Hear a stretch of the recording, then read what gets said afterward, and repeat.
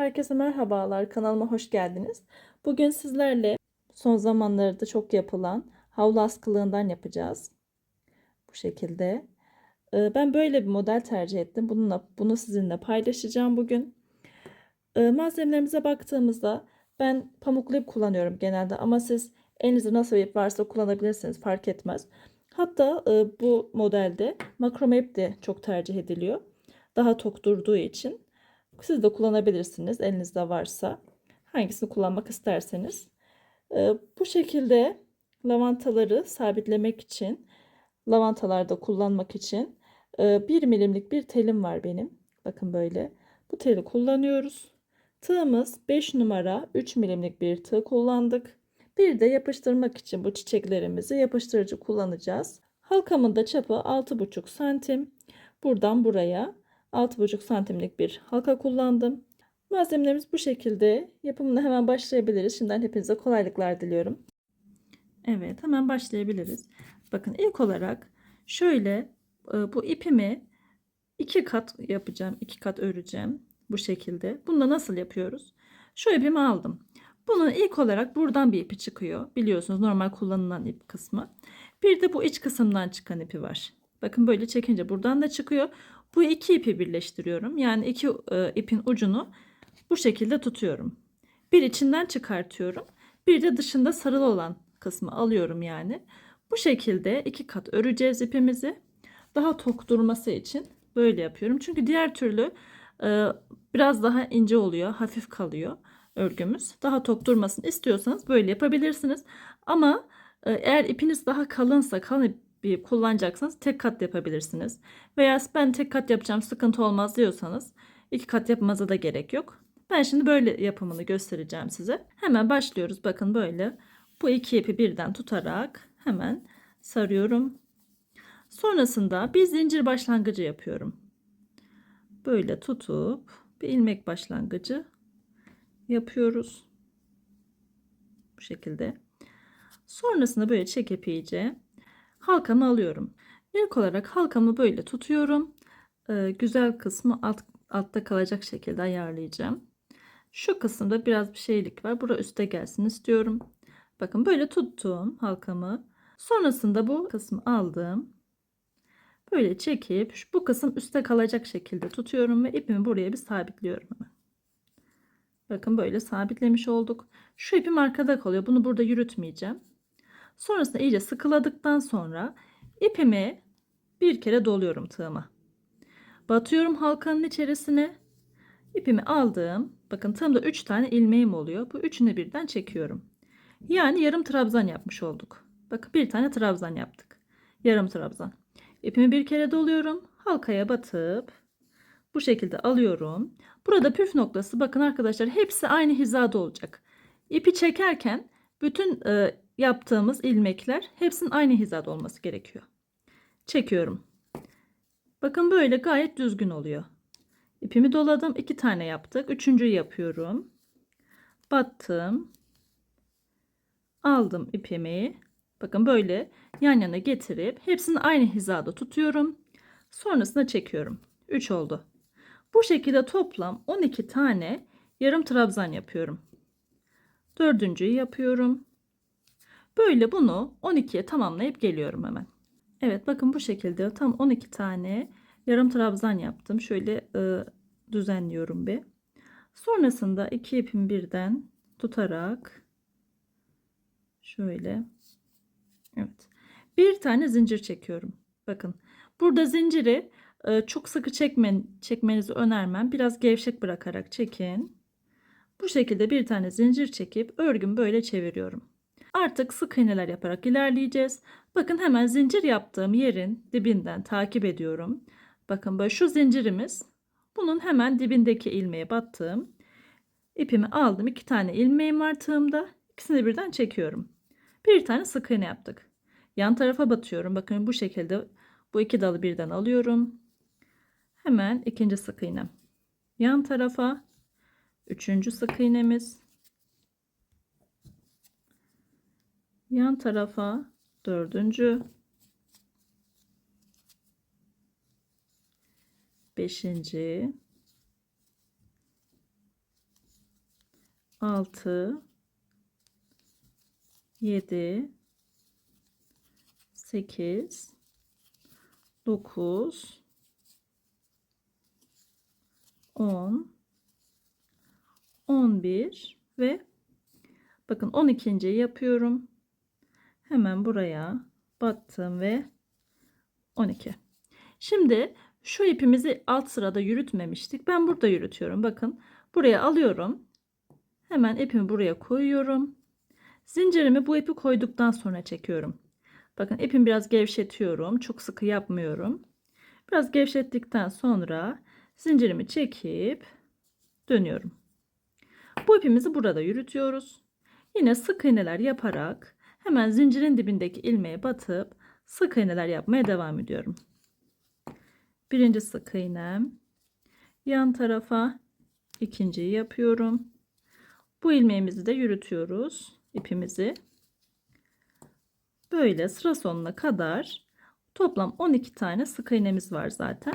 Her sırada 12'şer tane sık iğne örerek ilerleyeceğiz. Artırma veya azaltma yapmadan düz bir şekilde 12 sık iğneler yaparak bütün sıralarımızı tamamlayacağız. Sadece şurada bir sıra sonuna gelince göstermek istediğim bir şey var size. Evet, sıra sonuna geldim. Bakın burada son sık iğnemizi şöyle örüyoruz. Hemen bu iki ilmeği aldım. Sonrasında burada zincir çekmiştik ya. Bu çektiğimiz zincirden de batıyorum. Bakın böyle bu kısımdan batarak bunu da alıp sık iğnemi öyle tamamlıyorum. Böyle yaptığımız zaman örgümüzün kenarı daha düzgün oluyor. Düzgün bir şekilde çıkmış oluyor. Şimdi sık iğnemizi yaptık. Ne yapıyorduk? Biraz gevşetiyoruz. Bunu da eğer zorlanırsanız gevşetin. Bakın şöyle biraz gevşetiyoruz zincirimizi. Hafif gevşettikten sonra çok gevşek olmasın. Biraz gevşek çekiyoruz zincirimizi. Sonrasında sık iğneler yapmaya devam ediyoruz. Bunu da buradaki zincire daha kolay batabilmeniz için biraz gevşek bırakın diyorum. Ama siz sıkıntı yaşamıyorsanız zinciri normal bir şekilde de çekebilirsiniz. Fark etmez. Hemen sık iğnelerle doldurarak sıra sonuna kadar geleceğim. Bir kere daha göstereceğim bu son sık iğneyi nasıl yaptığımızı. Hemen bir sıra sonuna gelelim.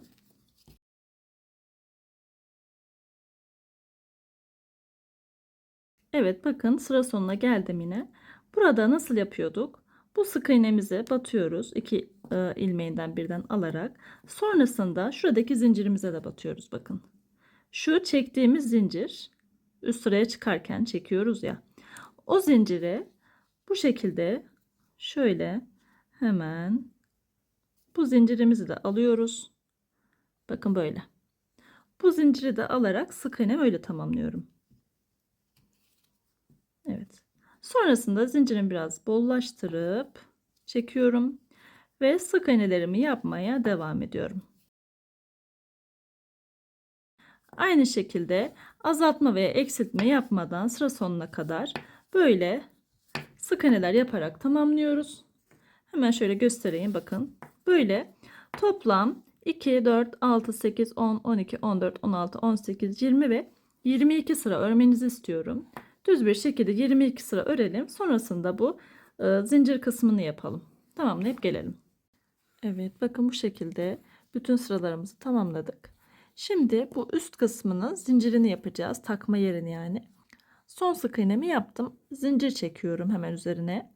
Toplam 20 tane zincir çekeceğim. 1, 2, 3, 4, 5, 6, 7 ve 20. 20 tane zincirimi çektim. Burada bakın şöyle tutuyoruz. İlk olarak halkamızın büyüklüğüne göre deneyerek yapabilirsiniz. Bakın böyle tutup hemen şöyle çeviriyorum. Sonrasında buradan şu en sondaki sık iğneye bakın buraya şöyle göstereyim. En sonuncu sık iğnemiz burası. Buna batıp ilmek kaydırma yaparak sabitliyorum. Bu şekilde tuttum. Hemen ipimi direkt içinden geçiriyorum. İlmek kaydırma yaptım yani. Bir tane zincir çekiyorum. Hemen bir deneyelim. Bakın şöyle. Bu böyle oldu. Bu kısmı. halkamıza deniyoruz. Eğer geçmezse zincir sayısını artırabilirsiniz. Bakın böyle direkt kolaylıkla geçiyor halkamıza. Bu şekilde deneyerek yapın siz de. Eğer çok fazla olursa, bol olursa küçültün. Azaltın yani zincir sayısını.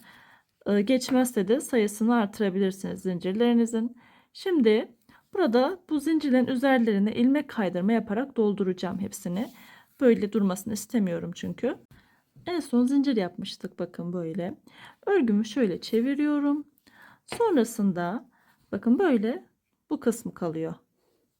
Böyle bu kısmı bize bakıyor. Burada hemen zincirin bir yanına, zincir çektiğimiz yerin bir yanına şöyle arka taraftan olacak şekilde batıyoruz. İpimizi direkt alıp ilmek kaydırma yapıyoruz. Yan tarafa geçiyorum. Bakın şöyle bu kısma batıyorum. Buraya battım. İlmek kaydırma yapıyorum. Hepsinin üzerine teker teker ilmek kaydırma yaparak tek tek dolduruyoruz. Evet bakın sonuna kadar tamamladım. Şimdi ipimi burada gizlemek istiyorum. İpimi buraya sabitleyeceğim iyice. Bakın en son şu sık iğnenin altından batarak buraya da bir tane ilmek kaydırma yapıyorum. Ve bir tane zincir çekip ipimi keseceğim hemen. Bir miktar uzun keselim. İpimizi içeri gizleyelim. Çok uzun kesmemize gerek yok. Bu kadar yeterli. Bu ipimizi de içeri gizliyoruz. Sonrasında bu kısmımızı tamamlamış oluyoruz. Şimdi çiçek kısmına geçebiliriz.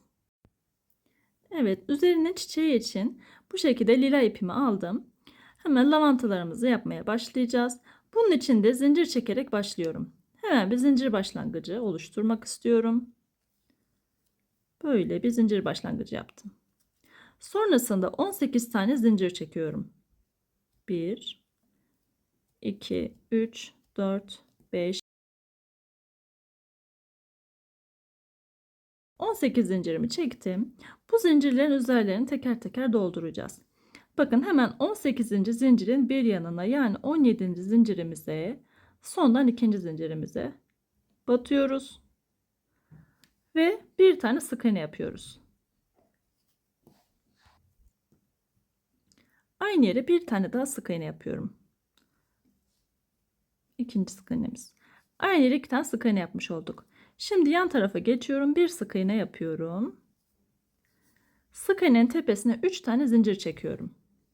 1 2 ve 3.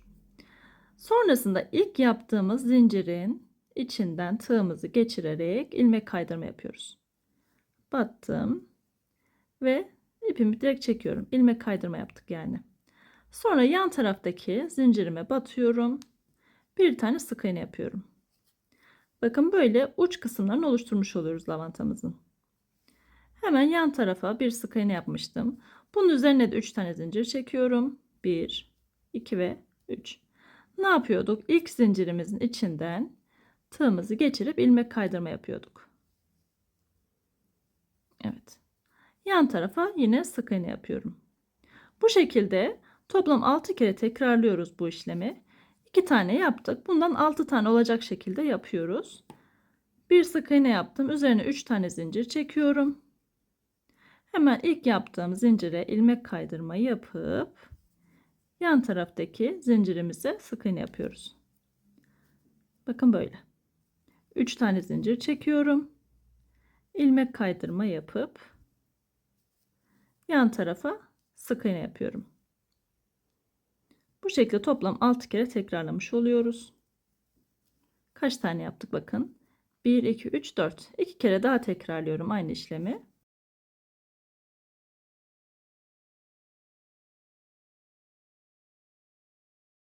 Evet bakın 6 tane yapmış olduk. 1 2 3 4 5 ve 6. Şimdi yine yan tarafa sık iğne yapıyorum. Hemen yan taraftaki zincirimize sık iğnemizi yaptık. Bu sefer 4 tane zincir çekiyoruz. 3 tane zincir çekerek yapıyorduk ya. Şimdi 4 tane çekeceğiz.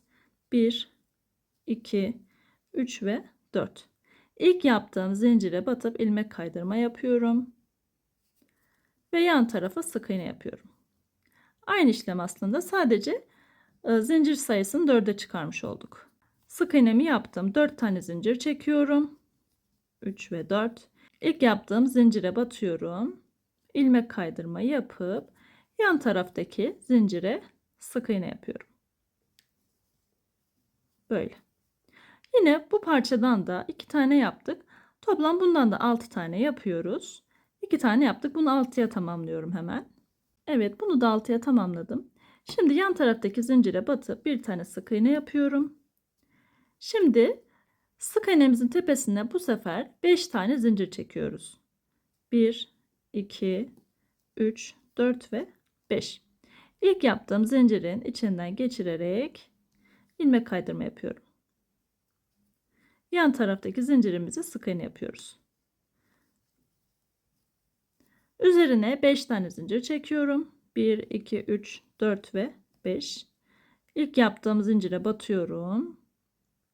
İlmek kaydırma yapacağım. Ve yan taraftaki zincirimize sık iğne yapıyoruz. Aynı işlemi bir kere daha tekrarlıyorum. Bakın 2 tane yaptık. Bir tane daha yapıyorum. Toplam 3 kere yapmış olacağız. 1, 2, 3, 4 ve 5. İlk yaptığım zincire batıyorum. İlmek kaydırma yapıp bitiriyoruz. Bakın bu 3 parçayı da yaptık. Şimdi son bir tane zincirim kaldı burada. Bunun içine de hemen batıyorum. Sık iğne yapıyorum. Bir tane sık iğne yaptım. Aynı yere bir tane daha sık iğne yapıyorum. Aynı yere 2 tane sık iğne yapmış olduk son zincirimizin içine. Bir tane zincir çekiyorum ve ipimi kesiyorum artık. Şöyle kestim. Bakın böyle. Bu iki ipi de hemen bağlamak istiyorum burada. Başlangıç ve bitiş iplerimiz bunlar. Bu iplerin çok uzun kısmını kesiyorum. Tamamen kökünden değil de. Bu şekilde tamamlamış olduk. Eğer çiçek çok büyük olursa tığ numarası küçülterek yapabilirsiniz. Ben 5 numara kullanıyorum. Küçültebilirsiniz. Fark etmez. Hemen bunu şimdi saracağız. Bunun için de bakın bu şekilde bir telim var. Şöyle hemen bunun uzunluğunu göstereyim size. Şöyle düzlediğimiz zaman bakın böyle tam 6 santim. 6 santim uzunluğunda bir tel kestim. Hemen şu şekilde çiçeğimi alıyorum. Bakın şurada bitirdiğimiz kısım, ilk başlangıç yaptığımız kısmı şöyle tutuyorum. Buraya, şu başlangıç kısmına bir miktar yapıştırıcımdan sıkıyorum. Sonrasında telimi buraya yerleştiriyorum. Böyle tutup bir miktar buranın kurumasını bekliyorum. Evet, şimdi sarmaya başlayabiliriz. Bakın böyle bu şekilde döne döne çiçeğimizi sarıyoruz.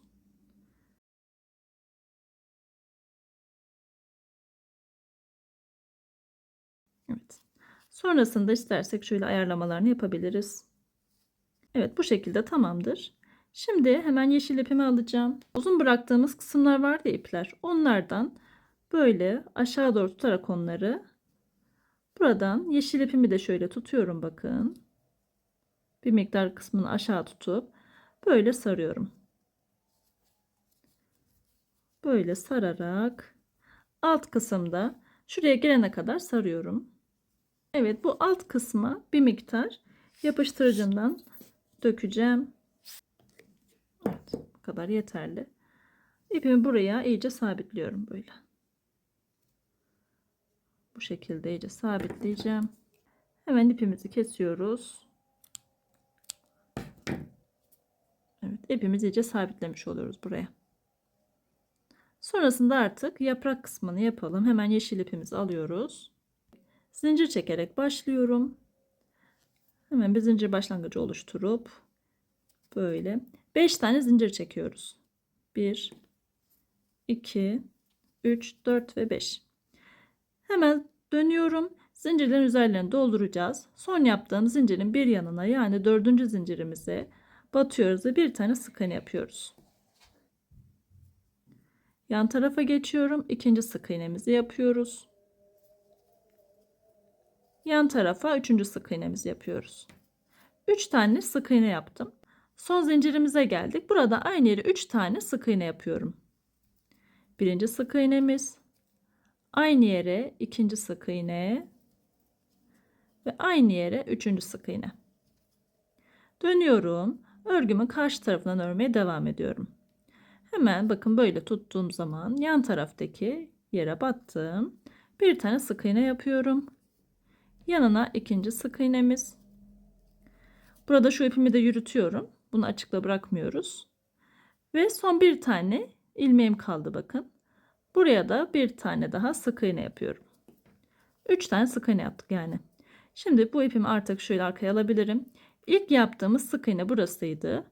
Bunun tepesine batıyorum.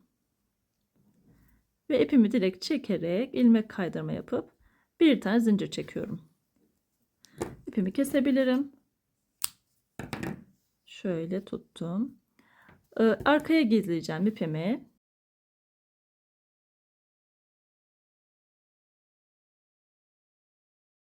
Bu parçadan 2 tane yapıyoruz. Bu yapraktan. Toplam 2 tane yapıp geliyoruz. Şimdi şu parçamızı yapacağız. Bakın buradaki fiyonk için olan zincirli kısmı yapalım. Fiyonk için bu şekilde lila ipimi aldım. Zincir çekerek yapıyoruz zaten. Zincirden oluşuyor tamamen. Hemen zincir başlangıcımı oluşturup toplam 60 tane zincir çekiyorum. 1, 2, 3. Bu şekilde 60 tane zincir çekiyoruz ve keseceğiz ipimizi sonra. Tamamlayalım. 60 tane çektim ama gözüme bir kısa geldi. O yüzden 5 tane daha çekmek istiyorum ben. Toplam 65'e tamamlayalım yani. 1, 2, 3, 4, 5 tane daha çektim. Bu şekilde 65 zincirimizi oluşturduktan sonra ipimizi artık kesebiliriz. Uzun kesmemize gerek yok. Zaten bunu da iyice dibinden keseceğiz. Bakın böyle. Bunu dibinden kestim. Bunu da ilk başlangıçtaki kısmı da şöyle en dibinden kesiyorum. Birleştirme aşamasına geçebiliriz. Evet, birleştirme kısmı için bu şekilde parçalarımı aldım. Çiçeğimizi hemen bir birleştirelim. Bakın bu çiçeğimde yaptığım gibi yeşil yaprağımızı ben tasarımını böyle yaptım. Sıralaması böyle olacak. Hemen şu pembenin bakın böyle şu yan tarafına buraya yapıştıracağım. O yüzden şu ters kısmına, yaprağımızın ters kısmına yapıştırıcımdan sıkıyorum hemen. Bir miktar şu alt tarafına gelecek şekilde sıkıyorum. Sonra bakın böyle tutup şu kısmına yapıştırıyorum. Bunu buraya böyle sabitleyeceğim öncelikle. Evet, sabitledim. Bakın böyle tutuyorum. Şu ortadaki kısım biraz yukarı gelecek şekilde ayarlıyorum. Bu üçünü böyle tuttuktan sonra hemen bu parçamı alıyorum ve bunu böyle bunların altından geçirerek burada fiyonk yapacağım. Bağlıyorum öncelikle. Evet. Sıkıca bu şekilde bağladıktan sonra fiyonkumu oluşturuyorum. Şu alt uçları yan yana böyle eşit dursun. Sonrasında fiyonkumuzu oluşturabiliriz.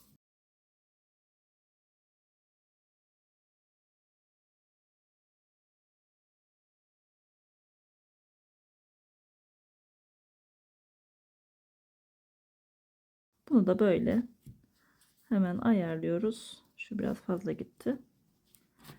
Evet, çiçeğimizi tamamlamış olduk. Şimdi bunu artık örgümüzün üzerine sabitleyeceğiz, yapıştıracağız. Hemen bunu alıyorum. Bakın böyle tuttum. Bu da burada şu kısmı bakın mesela. Bu kısımda neresi daha düzgünse ön tarafımı, arka tarafımı hangi tarafı daha düzgünse o tarafa yapıştırabilirsiniz. Şimdi ben şöyle buraya yapıştırayım mesela. Öncelikle halkamı bir geçiriyorum örgümü. Sonrasında bakın böyle tuttum. Burada ayarlama yaparak takacağım, rastgele takmıyorum. Yani rastgele yapıştırmayacağım. Böyle bu şekilde tutup yapıştırırsanız daha sağlıklı olacaktır. Böyle buraya sabitliyorum. Hemen şu arka kısmına yapıştırıcımdan sıkıp buraya sabitliyorum ve askılığımızı bitirmiş oluyoruz. Bakın çok güzel oluyor. Diğeri de bakın bu şekilde, diğer rengimiz. Bunu da buraya koyalım. Ben bunun zincirini biraz daha kısa yapmıştım. Bakın aradaki farka, zincir farkı, hangisini tercih ederseniz siz. Kısa olunca böyle oluyor, uzun olunca da böyle duruyor. Gayet güzel oldu. Renk renk de yapabilirsiniz lavantalarınızı. Beni izlediğiniz için teşekkür ediyorum. Bir sonraki videomuzda görüşmek üzere. Kanalıma abone olmayı lütfen unutmayın. Şimdilik hoşça kalın.